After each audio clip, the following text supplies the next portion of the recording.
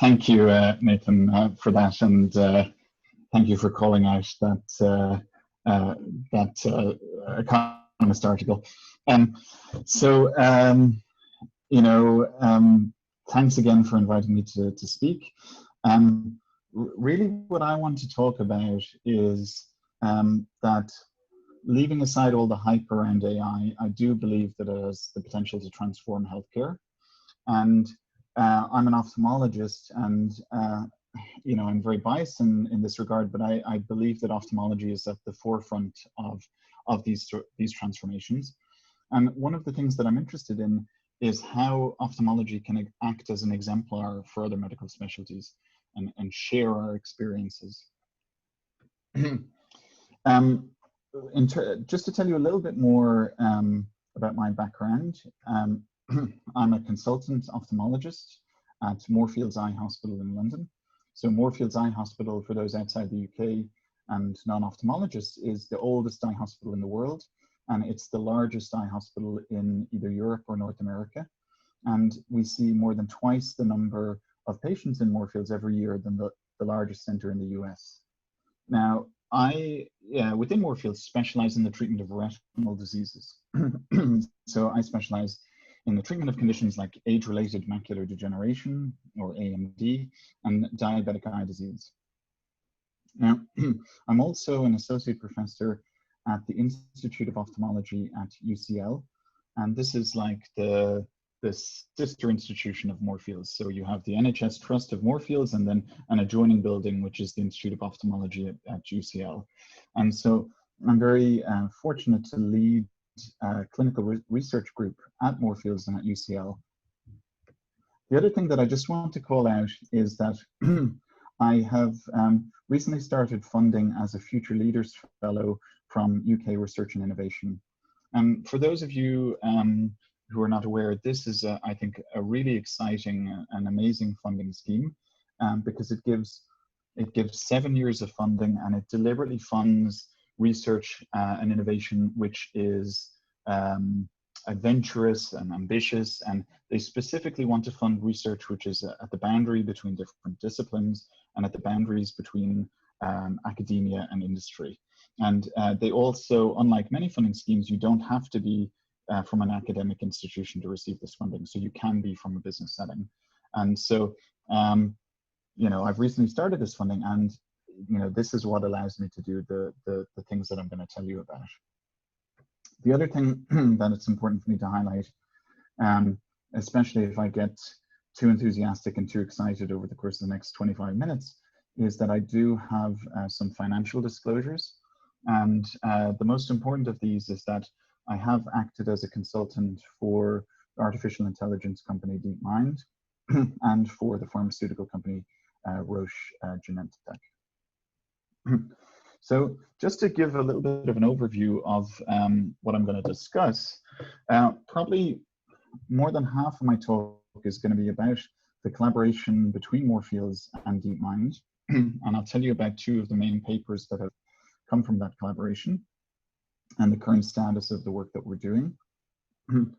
Now, the second and third things that I want to tell you about are some of the byproducts of the Moorfields DeepMind collaboration, some of the learnings and some of the experiences that we've accrued from that, and how we fed them into different research areas. So in particular, I want to tell you about the Insight Health Data Research Hub, of which I'm the deputy director. And this is essentially a national ophthalmic bioresource, which was funded at the end of 2019 by Health Data Research UK. And the other thing that I'd like to tell you about is the ALTSI study. And the ALTSI study is a study that builds on the age-old idea of using the eye as the window to the body, but aims to supercharge it with large amounts of data and, of course, artificial intelligence, machine learning, deep learning, etc. And then lastly, I want to tell you about something that the area that I'm probably most excited about, which is just beginning to think about an emerging, maturing ecosystem for clinical AI, and in particular, our increasing exploration of automated deep learning systems and some of, I think, the potential implications of these advances. Now, before I get into the science, I just want to give you some background about why I think it is that we need new technologies and we need innovation, and why we need breakthroughs in deep learning and machine learning in healthcare, and in particular in ophthalmology. Now, this is a slide. It's one of my favorite slides when I'm giving talks to other non-ophthalmic medical audiences. And the reason that I like this is because in other medical specialties, I think that there's a misperception that ophthalmology is somehow a niche medical specialty or a small medical specialty or a cushy number in some ways. But in fact, in 2017, data from NHS Digital showed that ophthalmology overtook orthopedics as the #1 busiest specialty in all of the National Health Service in the UK in terms of clinic appointments. In fact, nearly 10% of all clinic appointments in hospitals in the NHS are for eyes. And that's about 10 million appointments per year. And that's a number that's been increasing like this in recent years. And so that's due to aging population, increased prevalence of diseases such as diabetes. But the issue with that is that, the fact is there are people who are going blind because they cannot be seen and treated by an eye specialist quickly enough. And that's not just in Moorfields, that's not just in the UK, but that's around the world. And for me, that was very tragically illustrated in January of 2020. And there was a lot of media attention because there was a very sad story of a woman in Southampton. And this was a 36-year-old woman who was pregnant, and she also had advanced glaucoma, and she needed to have urgent surgery done to treat the glaucoma. And for whatever reason, there were some delays in her having the urgent surgery, and she lost the sight in both eyes. Now, you could not imagine a more tragic case to illustrate the challenges that we face in terms of seeing and treating our patients. And what I believe is that machine learning can have a role in addressing this problem. Now, for that reason, in July of 2016, Moorfields Eye Hospital, where I'm a consultant, signed a formal research collaboration agreement with the artificial intelligence company DeepMind. And the idea of this collaboration was essentially to get the large quantities of eye scans that we do at Moorfields, in particular, something called OCT scans of the retina. Now, OCT is optical coherence tomography. And these are essentially three-dimensional scans that it's kind of like an ultrasound, but it measures light waves instead of sound waves. And in doing so, it gives really high resolution images, three-dimensional images. So the resolution of an OCT scan is about 5 micrometers. So in order of magnitude better resolution than an MRI scan or a CT scan, and even better, it's non-invasive. So we can do it whether you're a 5-year-old or you're a 95-year-old when you come to visit Moorfields.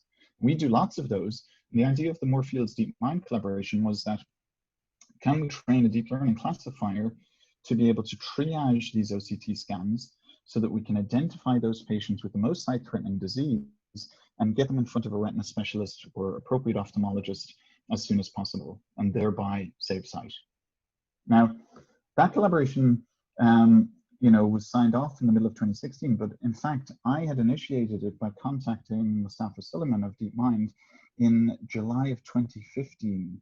So our 5-year anniversary is coming up soon, which is pretty staggering to think of. And so I remember, sending Mustafa a message on LinkedIn and saying, I'm a consultant in Moorfields, we do X thousand OCT scans per week. There are people who are losing sight because they cannot be seen and treated quickly enough. We should work together to apply deep learning to the scans. And by the way, Moorfields, as you know, Moorfields is just 2 stops away from you on the tube. Now, I had very good timing because a few days later, I found myself in Moose's office, being asked questions about this. And so what was interesting was, when I look back, how kind of clueless I was when I went to see him first, because immediately he started asking me questions about the number of scans we had, and the file formats, and you know, the ethical and the governance requirements. And the fact is, I knew we did a lot of scans, but I didn't really have any good answers or granular answers to his questions. And so I had to begin a process then of actually figuring out all the answers, and that took a lot of work by a kind of ad hoc motley crew of myself and, you know, junior doctors at Moorfields and others. But ultimately, we were, I think, quite tenacious. And so when we had answered all those questions, we were able to sign up to this research collaboration agreement. And what we were able to do in the middle of 2016 was share with DeepMind about 1.2 million OCT volume scans, so retrospective and de-identified OCT scans, and begin this research collaboration. Now, what I've learned since that time is that probably even if we had not you know, done anything interesting scientifically, I think that this would be an achievement in itself, because let me tell you, it's very challenging, even if I do say so myself, to make something like this happen in an organization such as the NHS, or in fact in any healthcare setting. Now, of course, part of the reason for that is that there's a lot of sensitivities and appropriate questions about sharing clinical data with you know, an industry partner, and particularly if that's a multinational technology company such as DeepMind or Google or Alphabet. And so one of the things we tried to do is from the very start be as transparent about this as possible. So there's a section of the Moorfields website which is still there, you can check it out, and talks about the partnership. It's got FAQs, it's got details of our information governance officer for people who want to, you know, opt out of the research. And one of the things that I can tell you is that in that nearly 5 years, we've only had about 10 people who've contacted Moorfields locally to opt out of this research. And none of those have actually had OCT scans done at Moorfields. So somewhat of a moot point, but nonetheless, we really think it's important to build kind of trust in this regard, and really do things in a cautious and measured way. The other thing that we wanted to do in an effort towards transparency was we published a protocol for this research in 2016 before we had done anything. Now, to be fair, there's not a huge amount of specific information in this protocol. It's mainly saying we're going to do machine learning for triaging of OCT scans, but I think it's a step in the right direction. So finally, then we worked on this, and you know, in actual fact, the easy part in some senses was training the models when we had got all the governance and the data the way we wanted it. And then another long part is actually getting it published. And so finally, in August and September of 2018, we were able to publish this in the journal Nature Medicine. And so, you know, as Sarah mentioned in the last lecture, Nature Medicine is one of the highest impact journals in the world, #1 journal for translational medicine. And so this was definitely a career high point for me. You can see from the author list that there's more than 30 different authors. And to me, this really reflects the fact that, you know, we had domain experts from Moorfields, scientists from UCL, and experts from DeepMind.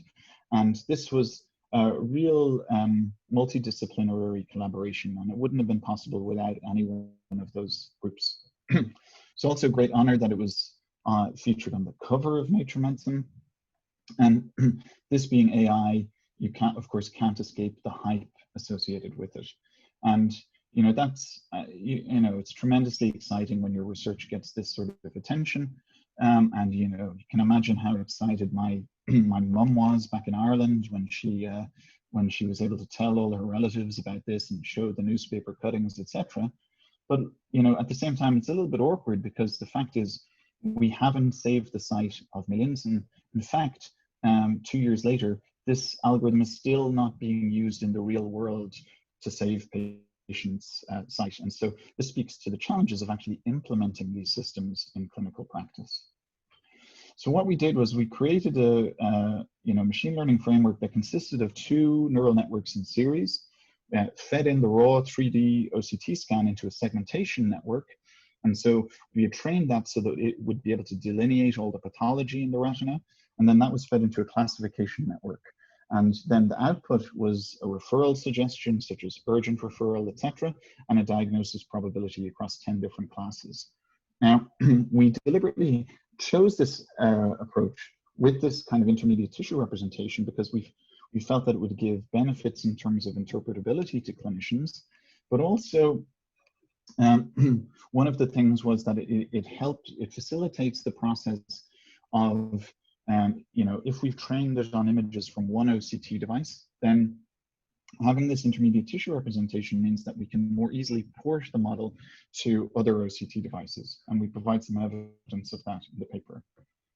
Now, here's a video which just shows the algorithm in action. This is a patient with diabetes at Moorfields, poorly controlled, in their 40s, and you don't have to be an ophthalmologist to see on the bottom row, there's the raw OCT scan. And so the model has delineated all the sogginess of the retina, something called diabetic macular edema. And then we have these heat maps on the second row. And on the top row, we can see a referral suggestion, semi-urgent referral, and it says macular retinal edema, 98.5% probability. And you can see that there's a kind of flashing of the images, and this is because this is an ensemble model. Now, since we published them, I've come to learn, and again, I was pretty clueless before, that the piece of code, that's the piece of experimental code that you use to publish a paper is very far from something that can actually be used at scale in the real world. So we've been working on that and trying to think about how the system can be implemented. Moorfields is building a new hospital in King's Cross beginning in 2021. And so we're already beginning to plan how we can have new and flexible pathways of care in the new hospital.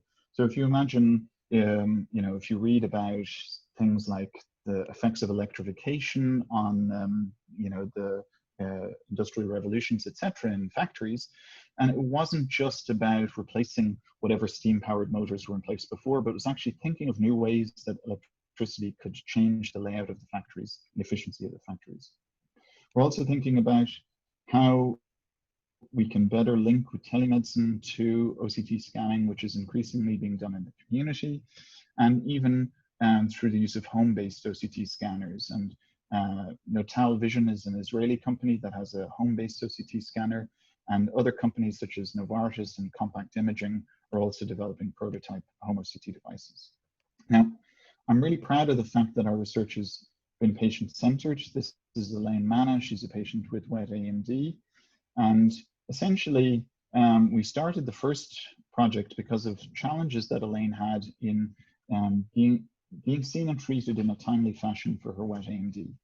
But while we were thinking about that, we're also thinking about, this thing that in ophthalmology, what patients worry about most is their good eye, losing their sight in their good eye. So often if you develop a condition in one eye only, it doesn't affect your day-to-day life that much. But if you start to lose it in your good eye, then you're really in trouble.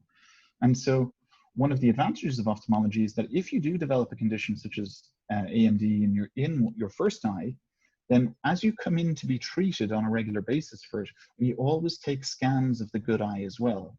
And so we figured, can we leverage that to that sort of longitudinal data to train a deep learning model to predict, to do a future prediction of involvement of the good eye.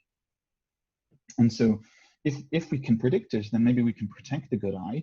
And so there have already been studies which have begun to look at prophylactic intravitreal injections of anti-angiogenic agents into the good eye.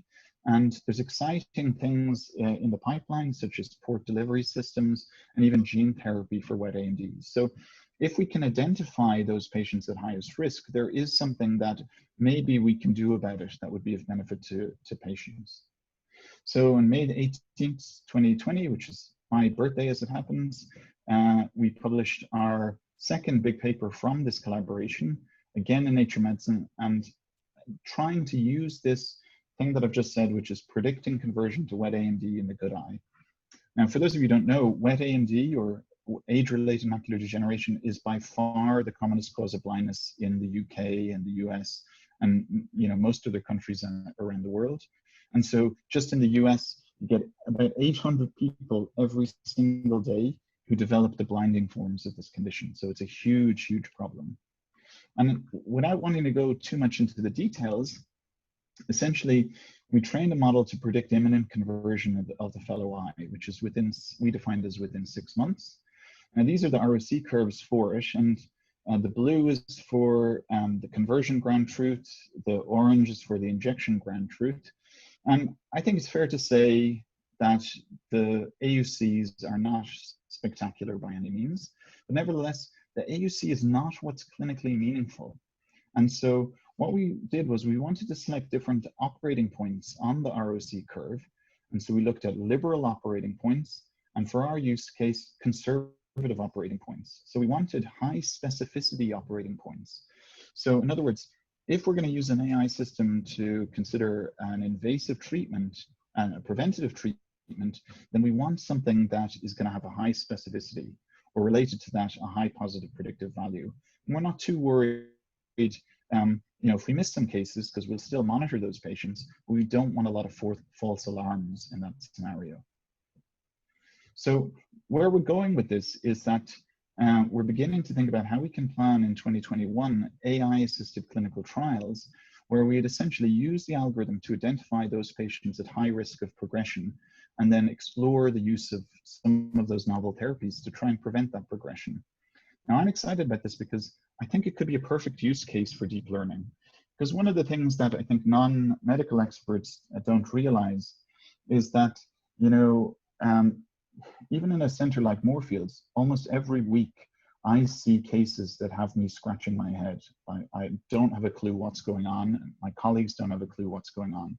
And I think that does represent a big issue for deep learning, which, I think is, as we all know, brittle to things that are outside its training data.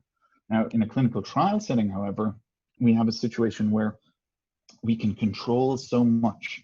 We can make sure that it's only taken with a certain device, only with a certain image quality, only in a certain disease. And therefore, I think it's going to be a particularly good use case for deep learning in healthcare. Now, two or three other things that I want to tell you just in much briefer detail. The first is, we've been working with DeepMind and with Google for 5 years now, and we've learned a lot from that since that sort of naive conversation with Mustafa Suleyman back in 2015. And so one of the things is we've learned to have a much more in-depth knowledge of the huge amount of imaging data that we're generating in Moorfields, not just OCT scans. In fact, we're now generating about 1.2 million ophthalmic images per year. And we've really made a huge progress on aggregating and curating that data. In fact, we've already moved about 10 million images to a Moorfields research cloud. And what we're doing now with the Insight Health Data Research Hub is seeing how we can share that knowledge with University Hospitals Birmingham and potentially other large NHS trusts, so we can create a national ophthalmic bioresource that really can lead the way in the applications of AI to healthcare. The other thing that we've learned is that we've learned a lot around governance and patient-public involvement and transparency and issues around data protection, and I think how to do things right in that regard. And so in particular, we're interested in how we can use this as the eye as a window to the body using novel data linkage. Now, with deep learning, there's already papers that suggest you can look at a retinal photograph and now say, this is a woman, she's 58 years old, she's a non-smoker, and she's not diabetic. And say she's got a BMI of around 25 and her blood pressure is 150/85. Now, the clinical use case for all of that is still, not really established, because of course there are easier ways to tell if someone is 58 and is a woman than applying deep learning to a retinal photograph. But nonetheless, it kind of speaks to the power, the potential of using the eye in this regard. And so with that being the case, one of the things we've done is we've taken about 3 million OCT scans and 3 million retinal photographs and about 300,000 patients. And we've linked those with the NHS Digital Hospital Episode Statistic Database. And so this means that we know every patient between 2008 and 2018 at Moorfields who's gone on to have a heart attack or who's gone on to develop dementia. And so we've got, you know, 1 or 2 orders of magnitude more cases, more incident cases of these conditions than even many large population-based cohort studies such as UK Biobank.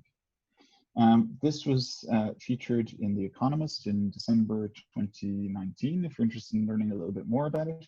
And I was really proud that Hal Hodson, who's the Asian technology editor for The Economist, tweeted about it when this article came out and drew attention to the fact that we've really put a lot of attention to detail on data protection issues. And in fact, it took us 2.5 years to get all the permissions to make this data linkage. And just to be clear, we're only starting the science now. So we still have to see if we're actually going to find anything very solid. And then lastly, my last 2 minutes, I just want to say, you know, what I've begun to really think about a lot is, you know, what is the emerging ecosystem for the development and application of clinical AI?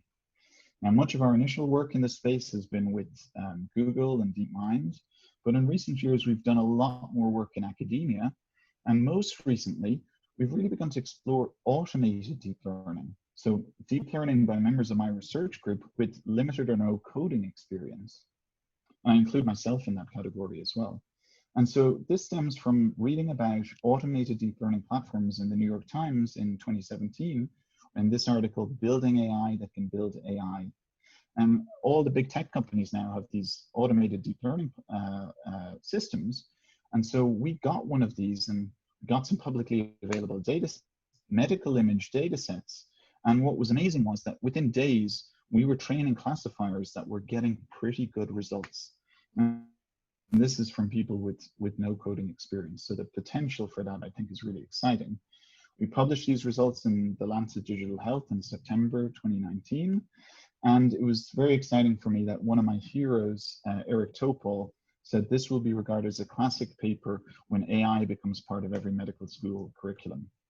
An interesting thing that I can't resist saying to you is that in the review process at the Lancet, the editor-in-chief said to us, one point that we hope you'll be able to address in the revision is to emphasize that these tools will not necessarily replace AI experts. Now, when I read that, I couldn't help smiling because the truth is, I've spent the past 5 years explaining to doctors why AI will not replace them. So it was kind of nice to have the tables turned in some regards. So I think this is important because I think that this could be what Steve Jobs called a bicycle for the mind.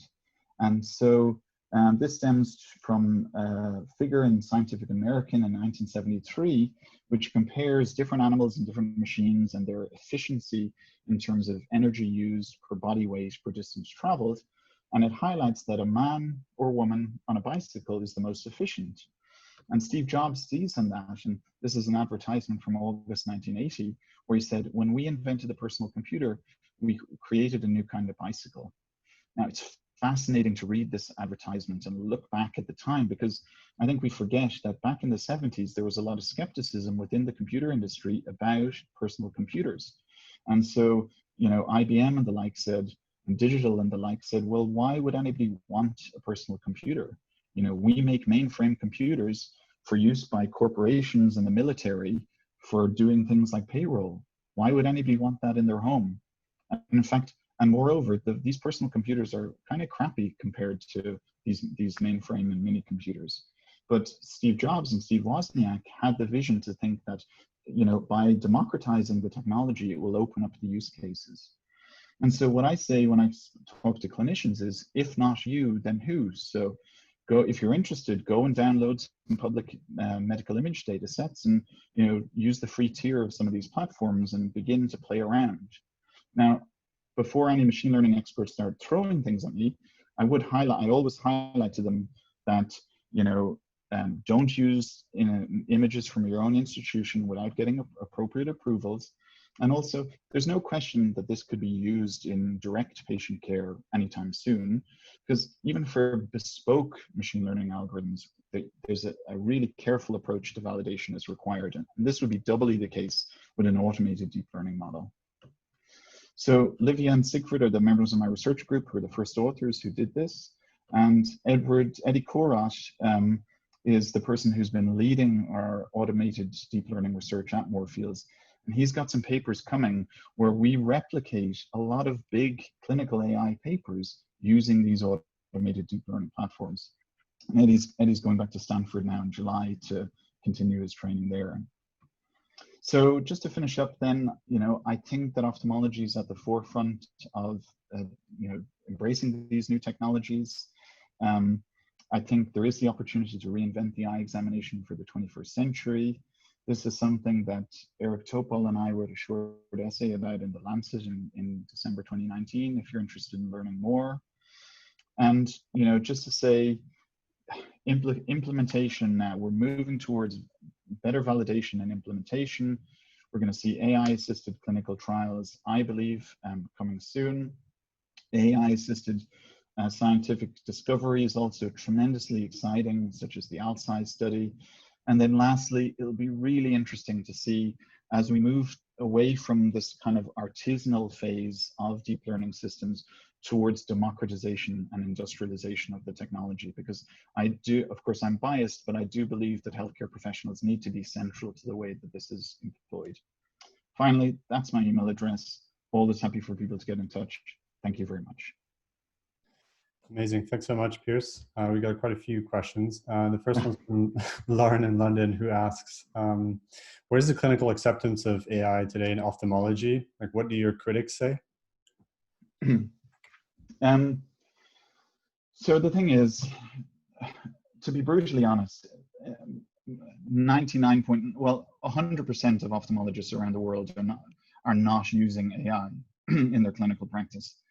We are mature in the sense that there are now FDA-approved AI systems for diabetic retinopathy screening, but the truth is those are not yet widely adopted. So I think it's, for the most part, it's still a kind of a curiosity and a thing of interest, as opposed to something that's a real practical consideration.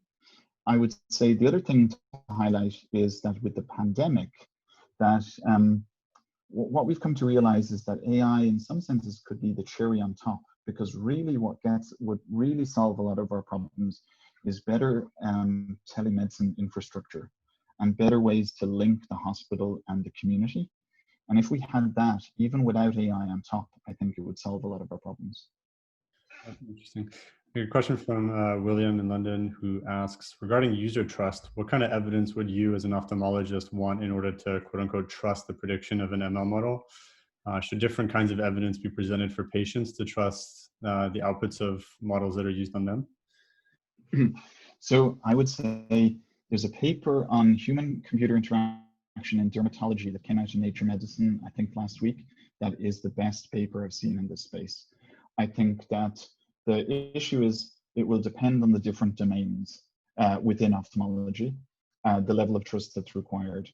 I think we are quite far away from a situation where someone will receive an injection in their eye without any sort of human in the loop. In that setting, I think it would be key that you would have some interpretability, because imagine a situation where you have a patient in front of you, their OCT scan to you looks completely normal, but the algorithm, the world famous algorithm, is saying inject this person.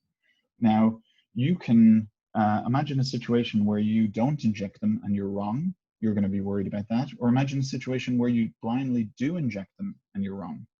Now, if you have interpretability, you can maybe see why the algorithm has made an erroneous determination, and it give you a rationale to override the algorithm's application. And so I think that that will be valuable. Yeah. And then we have a last question from Emma, as a PhD student at Oxford, and she asks, what was your biggest pain point when getting access to data? Why exactly did it take so long?